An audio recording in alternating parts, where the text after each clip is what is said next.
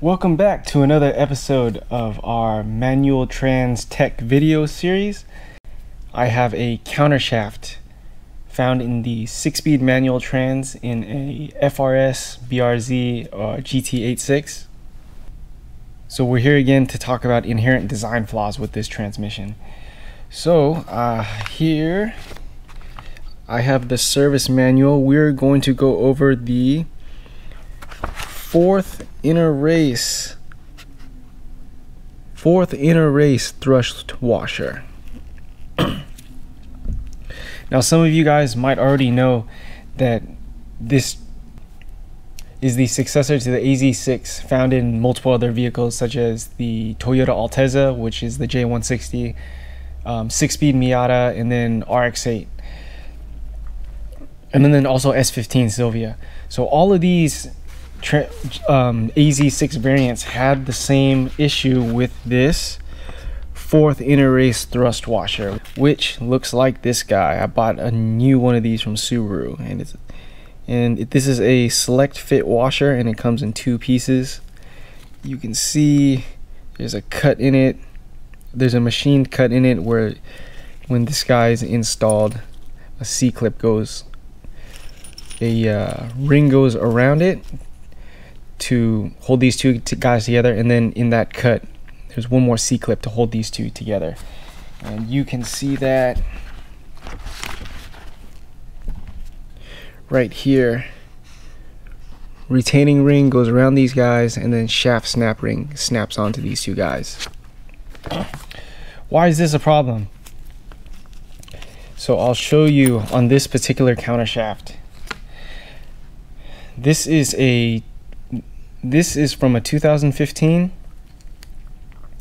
I bought this secondhand. The owner said it only had 34,000 miles on it.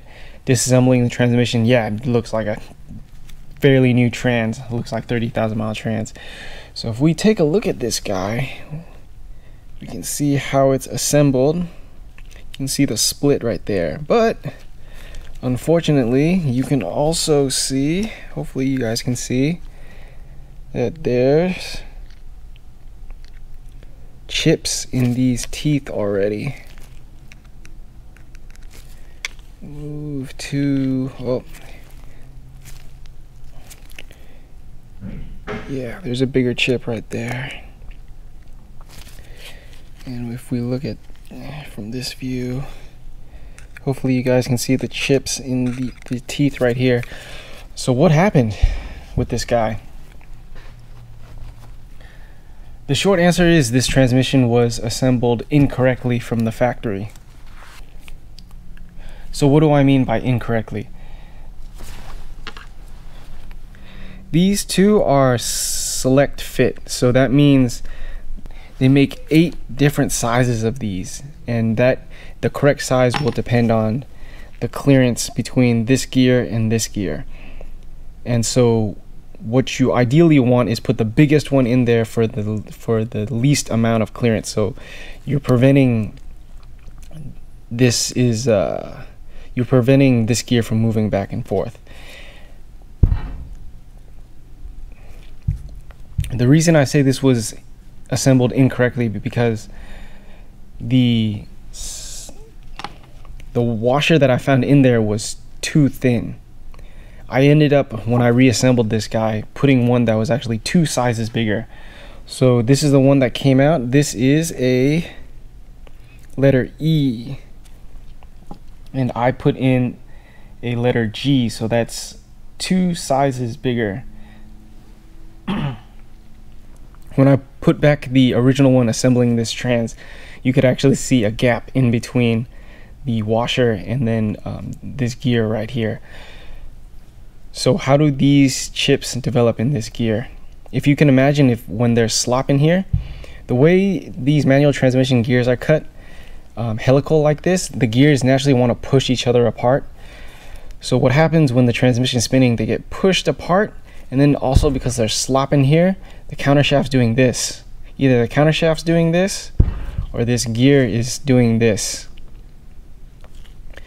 So if you can imagine, this should be third gear. Third gear is moving back and forth, hitting this guy, and that's how chips develop in these. The AZ6 had the same issue, so a lot of transmission failures were because of this inner race thrust washer issue.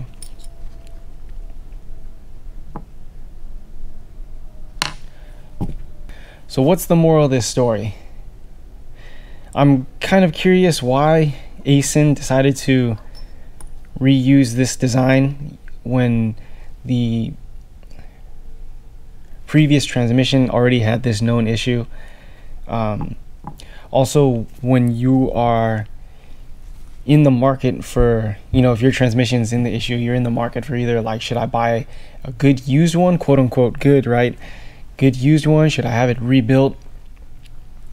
Unfortunately, you're kind of taking a gamble with a used one, right? Because look, this thing only had 30,000 miles on it, but because it was assembled incorrectly with too thin a thrust washer, this guy would not have had a long life, and you would have had problems really soon running the transmission with this with the excessive play in it. So thank you guys for watching. Remember to like and subscribe to the channel. You should also make sure to also check out the Autohaus podcast. And if you have any other suggestions for me, or would like to see anything else in our manual transmission tech video series, please drop a comment below or hit us up on any of our social channels. All right, thanks again, guys.